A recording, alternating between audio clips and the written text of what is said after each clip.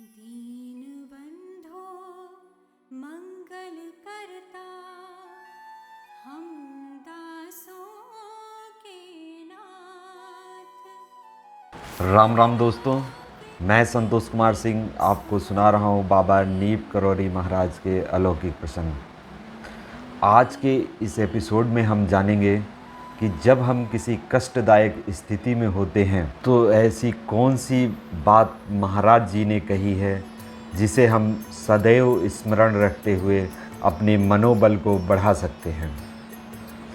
लेकिन आज के एपिसोड में महाराज जी के कहे उस प्रसंग की बात को सुनने से पहले आज के एपिसोड में मैं आप सभी से एक निवेदन करना चाहूँगा।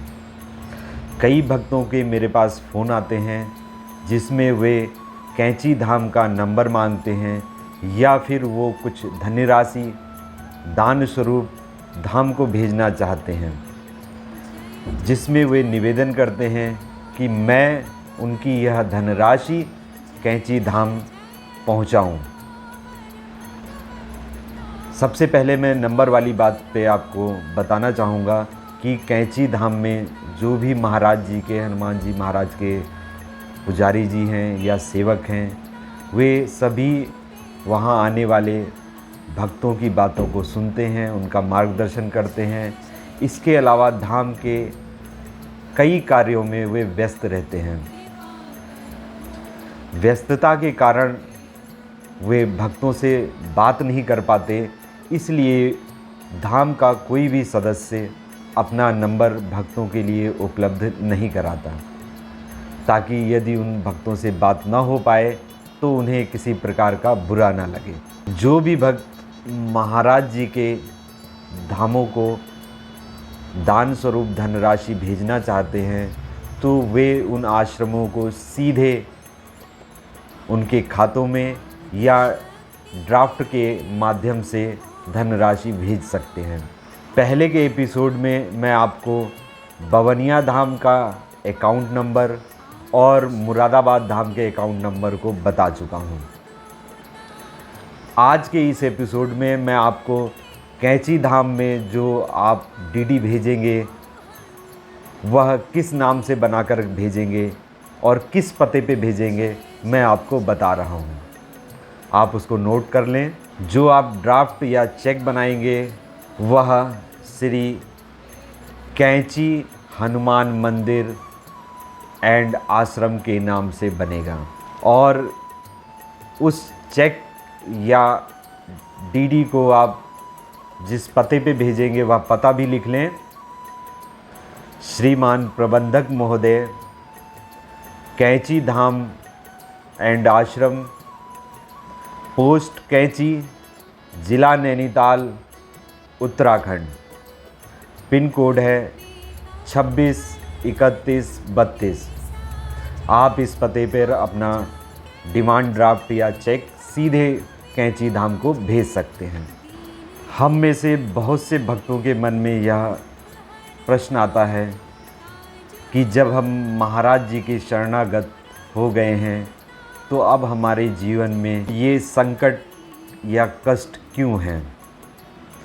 आज इस बात को हम महाराज जी के शब्दों के माध्यम से ही समझते हैं कि महाराज जी ने हम सभी भक्तों के मनोबल को बढ़ाने के लिए क्या कहते हैं।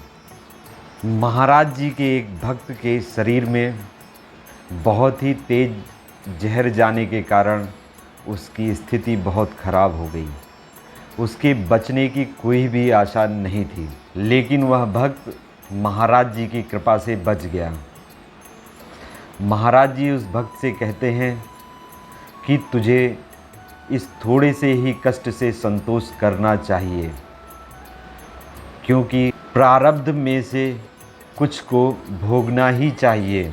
एक युवती जो बहुत बीमार रहती, महाराज जी ने उसके लिए कहा कि उसे ठीक नहीं किया जा सकता, उसे अपने पिछले संस्कारों को भोगना ही पड़ेगा। महाराज जी ने उस युवती से सदैव अपने मन को भक्ति में लगाए रखने के लिए कहा, अन्यथा वह सब कुछ खो बैठेगी।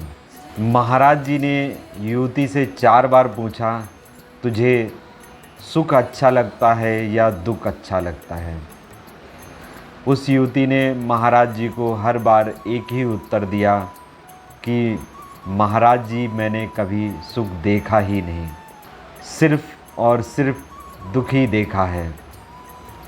इस पर महाराज जी कहते, हमें तो दुख ही पसंद है, इससे हम ईश्वर के समीप होते हैं। महाराज जी कहते, दुख भोगने से ज्ञान की प्राप्ति होती है।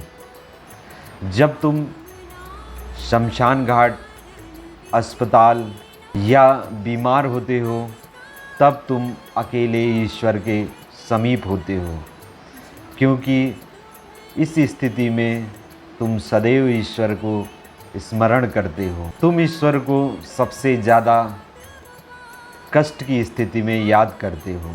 इस प्रकार महाराज जी की बातों से यह स्पष्ट हो जाता है कि हम चाहे किसी भी स्थिति में हो, हमें सदैव ईश्वर का ध्यान और भक्ति करते रहना चाहिए। जब भी कोई दैवीय शक्ति हमारा हाथ पकड़ लेती है, तो वह शक्ति हमें सुख, समृद्धि या आध्यात्मिक उन्नति प्रदान करती है। कई बार उस शक्ति की कृपा के कारण हमारे महासंकट से महा हट जाता है और केवल संकट रह जाता है। इसलिए हम जिस भी परिस्थिति में हो, हमें धैर्यपूर्वक अपनी आध्यात्मिक उन्नति के मार्ग पर सदैव अग्रसर रहना चाहिए। तो मिलते हैं दोस्तों अगले एपिसोड में किसी अन्य प्रसंग के साथ। जय महाराज जी, जय श्री राम।